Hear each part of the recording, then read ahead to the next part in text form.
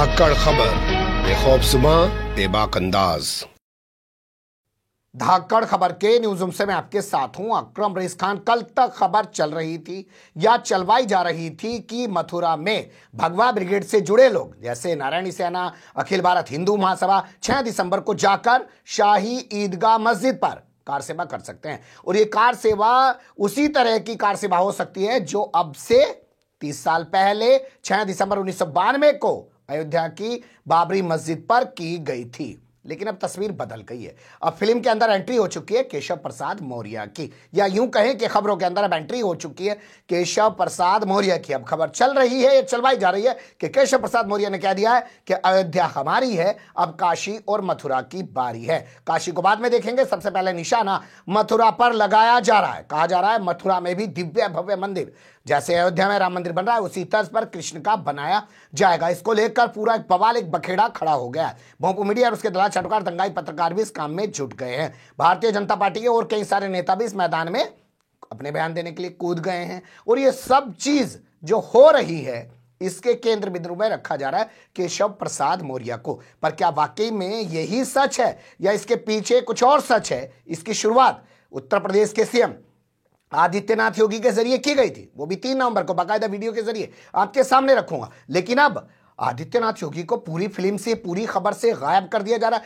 तो क्यों ऐसा किया जा रहा है? और वो भी तब जब आज सहारनपुर के अंदर अमित शाह पहुंचे हुए हैं। पश्चिम उत्तर प्रदेश में ही सहारनपुर आता है ना, और पश्चिम उत्तर प्रदेश में ही 2013 में दंगे हुए थे, जिनके आधार पर भाजपा 2014, 2017 का विधानसभा, 2019 का लोकसभा और अब 2022 का विधानसभा फिर से जीतने की कोशिश कर रही है। अमित शाह को इसलिए इस इलाके की जिम्मेदारी दी गई है। कैसे पूरे प्रकरण को देखा और समझा जा सकता है, 4 से 5 हिस्से में पूरी खबर आपके सामने रखने जा रहा हूं। चलते हैं खबर के पहले हिस्से की तरफ। खबर के पहले हिस्से में बात कर लेते हैं मथुरा के वर्तमान हालात को लेकर। मैंने आपको इस सामने कल एक खबर रखी थी कि एक महिला है वृंदावन थाना क्षेत्र की रहने वाली। उस महिला ने खुद को संत कहने वाले देव मुरारी बापू के खिलाफ एक मुकदमा दर्ज कराया, जिसमें छेड़छाड़ का आरोप लगाया और कहा कि वो अपने 2 साथियों के साथ, गुर्गे मुर्गे जो भी कह सकते हैं आप, सौरभ गौतम और इसके अलावा गौरव गौतम के साथ मिलकर इस महिला को ब्लैकमेल कर रहा है। इस महिला से रंगदारी मांग रहा है 10 लाख रुपए की।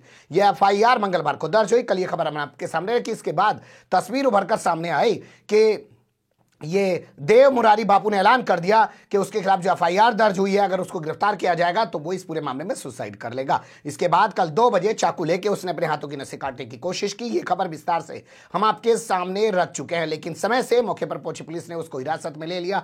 कई घंटे तक उसको थाने में बिठा के रखा। बाद में उसने एक अंडरटेकिंग लिख के दिया कि साहब वो जो 6 दिसंबर को कार सेवा के लिए धर्म यात्रा शुरू करने वाला था वृंदावन से लेकर जो शाही ईदगाह मस्जिद तक जाने वाली थी, वो अब ऐसा नहीं करेगा। इसके बाद इसको रिहा कर दिया गया। यहां पुलिस की कार्यशैली पर सवाल खड़े हो रहे हैं कि जब इसको गिरफ्तार किया गया और इसने आत्महत्या करने की कोशिश की तो इसके खिलाफ IPC 309 का मुकदमा क्यों नहीं दर्ज किया गया? इसको जेल क्यों नहीं भेजा गया? दूसरा सवाल यह है, जब एक महिला ने इसके खिलाफ इतने संगीन आरोप लगा रखे हैं, FIR दर्ज कर रखे, तो उस मामले में इसको गिरफ्तार क्यों नहीं किया गया? भाई जब पकड़ ही लिया था तो गिरफ्तार इस मामले में दिखा देते। लेकिन इस पूरे मामले को टालने की कोशिश की जा रही है कि इसने लिख के दे दिया कि अब ये 6 दिसंबर को कार सेवा करने के लिए धर्म यात्रा नहीं निकालेगा। इसके अलावा दूसरा अपडेट यह है कि अखिल भारत हिंदू महासभा की जो नेता हैं, जिन्हें बताया जा रहा राष्ट्रीय महासचिव हैं राज्यश्री चौधरी, उन्होंने कहा था कि वो 6 दिसंबर को सीधे जाएंगी शाही ईदगाह मस्जिद और वहां पे जलाभिषेक का वो कार्यक्रम करेंगी, कार सेवा करेंगी। उनको भी इसी शब्दों में कहा जा सकता है। उन्होंने भी अपना स्टैंड अब बदल लिया। वो कह रही हैं कि 6 दिसंबर को जो जलाभिषेक वाला कार्यक्रम है वो अब मथुरा शहर के बाहर किया जाएगा, लेकिन किया जरूर जाएगा। तो आप इस कहानी से ये समझ सकते हैं कि जिस भगवा ब्रिगेड के जरिए इस पूरे माहौल को गरमाया गया था उसको पीछे कर दिया गया और सामने किसको कर दिया गया? केशव प्रसाद मौर्य को। पर क्या वाकई में केशव प्रसाद मौर्य ने ही इस पूरे विवाद को जन्म दिया है, या इस विवाद के पीछे असल में आदित्यनाथ योगी खुद हैं? तो उनको क्यों अंडर एस्टिमेट किया जा रहा है? क्यों उनको सामने स्क्रीन से गायब कर दिया जा रहा है? खबरों में उनको क्यों नहीं दिखाया जा रहा? खबर के अगले हिस्से में देख लीजिए। देखिए, खबरों के मुताबिक जो चीजें निकल के आ रही हैं वो ये, परसों हमने आपके सामने खबर रखी थी जिसमें बताया कि केशव प्रसाद मौर्य ने जी न्यूज, जो उत्तर प्रदेश का रीजनल चैनल भी है, नेशनल चैनल भी है इनका, उस पर एक इंटरव्यू दिया। इंटरव्यू देते कहा कि देखो भैया, अयोध्या में तो मंदिर बन रहा है, अब काशी और मथुरा में मंदिर बनेगा। अब वो इन्होंने एक न्यूज चैनल की माइक पे बोला तो एक न्यूज़ चैनल ही उस खबर को चलाएगा, दूसरा न्यूज़ चैनल तो चलाएगा नहीं। फिर आइडिया निकाला गया कि केशव प्रसाद मौर्य से ट्वीट करा दिया जाए। बस केशव प्रसाद मौर्य ने ट्वीट किया और उसके बाद तमाम पोपो मीडिया और उसके दलाल चाटुकार दंगाई पत्रकार इस खबर पर टूट पड़े। इसके बाद जगह जगह केशव प्रसाद मौर्य का तमाम चैनलों पर इंटरव्यू दिखाया जाने लगा, जिसमें वो कहने लगे कि अयोध्या हमारी है, अब काशी और मथुरा की बारी है। इस तरीके से करके उनके बयान दिखाए जाने लगे और पूरी खबर ऐसे बताई और दिखाई जा रही है कि केशव प्रसाद मौर्य ने ऐलान कर दिया है कि मथुरा में अब कृष्ण जन्मभूमि जो है वहां पे एक दिव्य भव्य मंदिर बन के रहेगा। इस पूरे मामले को लेकर जब आप सर्च करने की कोशिश करेंगे तो आपके सामने आज तक की खबर आ जाएगी, जिस पर कल बुधवार को बाकायदा डिबेट किया गया दंगल में, और किसी चैनल पे डिबेट नहीं किया गया। हो सकता है आज किया जा रहा हो। आज आप जानते हैं जुमेरात का दिन है, हम लोगों की दुकान बंद रहेगी, उतनी तमाम चीजें हम आपके सामने नहीं रख पाएंगे। लेकिन हमारा कहना कुछ और है कि इस मामले को जो पैदा किया है, जो इस मामले के जनक हैं, वो है उत्तर प्रदेश के सीएम आदित्यनाथ योगी। 3 नवंबर को अयोध्या में छोटी दीपावली के मौके पर खड़े होकर उन्होंने कहा कि वो जमाना चला गया, वो समय चला गया जब कार सेवा करने वालों पर गोलियां चलाई जाती थी। अब कोई अगर कृष्ण के लिए कार सेवा करेगा तो उस पर फूल वर्षा की जाएगी। सुन लीजिए आदित्यनाथ योगी की जबानी। अब लगता है कि अगर कुछ और वर्ष आप इसी प्रकार से ले चले तो अगली कार सेवा के लिए वे और उनकी पूरी खानदान लाइन पर खड़े होते हुए दिखाई देंगे। आप देखना अगली कार सेवा जब होगी तब गोली नहीं चलेगी, तब राम भक्तों पर, कृष्ण भक्तों पर पुष्पों की वर्षा होगी। अब सोचिए कि उस वक्त आदित्यनाथ योगी ने ये कहा, उस वक्त इसको मुद्दा नहीं बनाया गया। हम लगातार ये खबर आपके सामने तभी से रखते आ रहे हैं, लेकिन अब पूरी फिल्म से आदित्यनाथ योगी को गायब कर दिया गया। फिल्म में एंट्री हो चुकी है केशव प्रसाद मौर्य की। तो केशव प्रसाद मौर्य की एंट्री क्यों की गई है, इसके राजनीतिक मायने भी आपको समझने की जरूरत है। फिर इसके आगे कुछ और चीजें आपके सामने रखूंगा। देखिए, इसके राजनीतिक मायने आप कुछ इस तरीके से समझ सकते हैं। जो तमाम तरीके की रिपोर्ट्स आ रही हैं उससे भाजपा की जमीन खिसक चुकी है। जो इन्हीं के भोंपू मीडिया और दलाल चाटुकार दंगाई पत्रकार है, वो लगातार ओपिनियन पोल दिखा रहे हैं कि भाजपा उत्तर प्रदेश में अपना जनाधार खोती जा रही है। नरेंद्र मोदी भी अपना जनाधार जो लोकप्रियता के मामले में था उसको खोते जा रहे हैं। तो ऐसे में ओबीसी वोटर इनसे छिटक रहा है, कृषि कानून के चलते या और तमाम चीजों के चलते, बेरोजगारी है, महंगाई है, इन सब के चलते।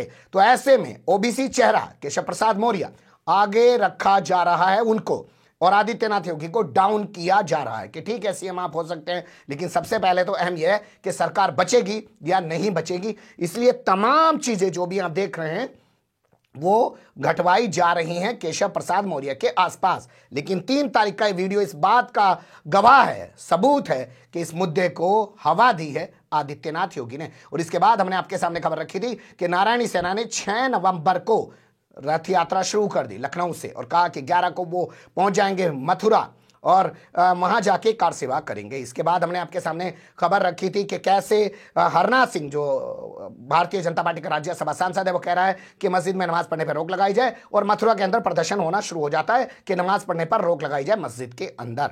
तो मामले को किसने गरमाया है ये आपके सामने हम रख दिया। अब आगे कुछ राजनीतिक प्रतिक्रियाएं आपके सामने रख देते हैं। राजनीतिक प्रतिक्रियाओं का जिक्र करें तो सबसे पहले अखिलेश यादव की बात कर लेते हैं। अखिलेश यादव ने कहा कि गरीबों को लूटने और अमीरों की जेब भरने वाली भारतीय जनता पार्टी अपने एजेंडे में लगातार कामयाब हो रही है। गरीबों को लूट रही है, अमीरों को दे रही है, लेकिन अब उसे लग रहा है कि ये सब करके वो सत्ता में वापसी नहीं आ सकती। तो उसे लग रहा है कि कोई रथ यात्रा शुरू कर दे, कोई नया मंत्र फूंक दे और उसके बाद वो सत्ता पर काबिज हो जाए। लेकिन वो कुछ भी कर ले, वो सत्ता पर काबिज नहीं हो पाएगी। इस तरीके की प्रतिक्रिया अखिलेश यादव ने दी है।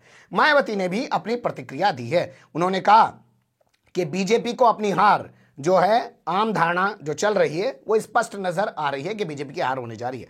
उसी से बचने के लिए बीजेपी ने अब ये नया मामला निकाला है हिंदू मुस्लिम करने का। इसके अलावा आम आदमी पार्टी के जो सांसद हैं संजय सिंह, उन्होंने तो और बड़ा आरोप लगाया। कहा कि 4.5 साल तक इन्हें मथुरा की काशी की याद नहीं आई है, लेकिन जैसे ही चुनाव सिर पे आया है इन्हें मथुरा काशी याद आ गए हैं। जबकि ये जवाब नहीं दे रहे हैं इस बात का कि जो लोगों ने अपने खून पसीने का पैसा राम मंदिर निर्माण के लिए दिया उसको हड़प गड़प कर लिया गया है, और अब जब चुनाव आ गया है तो भगवान भी इनके लिए जो है वो एक मुद्दा हो गए राजनीतिक कि जब जरूरत पड़ी तब ये उनको भुनाना शुरू कर देंगे, वरना ये उनको याद भी नहीं करेंगे। इस तरीके से करके बड़ा हमला बोला है और वो जो पैसे की धांधली वाला आरोप है उसे भी उन्होंने उठाया है। इसके अलावा ओवैसी और सुब्रमण्यम स्वामी की एक डिबेट हुई है जो न्यूज़ 18 इंडिया पे हुई है। वहां पे भी ये सवाल किसी श्रोता वहां पे जो बैठा हुआ था पब्लिक के अंदर भी नहीं, भोपू मीडिया वाले दलाल चाटुकार दंगाई पत्रकारों की छेले से बाटे बैठते हैं, जानबूझ के उन्हीं को लाया जाता है, क्राउड भी निकलता है। उसने पूछा कि जब यहाँ मथुरा के अंदर मस्जिद और मंदिर एक साथ हैं तो ऐसा अयोध्या में क्यों नहीं हो सकता था। इस पर सुब्रमण्यम स्वामी ने कहा कि जब हमने अयोध्या में ऐसा नहीं होने दिया तो अब हम यहाँ भी साफ कर देंगे और यहाँ भी मस्जिद नहीं रहेगी। इस पर असदुद्दीन ओवैसी ने कहा कि बाबरी मस्जिद वाला मामला जो है वो कोई फैसला सुप्रीम कोर्ट से जो आया था वो नियम कानून के आधार पर नहीं आया था और मुसलमानों ने भी उस फैसले को इसलिए स्वीकार कर लिया था कि मामला निपट जाए। लेकिन अब चुनाव जब करीब आ गया है तो अब बीजेपी मथुरा वाले मामले को हवा दे रही है। ये इस तरीके की तमाम चीजें फिलहाल निकल के इस पूरे मामले में आ रही हैं। केशव प्रसाद मौर्य की प्रतिक्रिया भी सामने आ रही है क्योंकि उनको फिल्म में रखना है, तो वो कह रहे हैं कि ये लोग हिंदू विरोधी हैं जो कृष्ण के दिव्य भव्य मंदिर बनने का विरोध कर रहे हैं, यानी कि मायावती और अखिलेश यादव। अब इसके अलावा मुस्लिम कम्युनिटी से किस तरीके की प्रतिक्रियाएं सामने आ रही है वो भी देख लीजिए। सबसे पहले अलीगढ़ मुस्लिम यूनिवर्सिटी का जिक्र कर लेते हैं। एक बड़ा नाम है मुस्लिम दुनिया का ये, हालांकि केंद्र की यूनिवर्सिटी है लेकिन नाम में मुस्लिम है, तो इसलिए इसकी प्रतिक्रिया आपके सामने पहले रख देते हैं।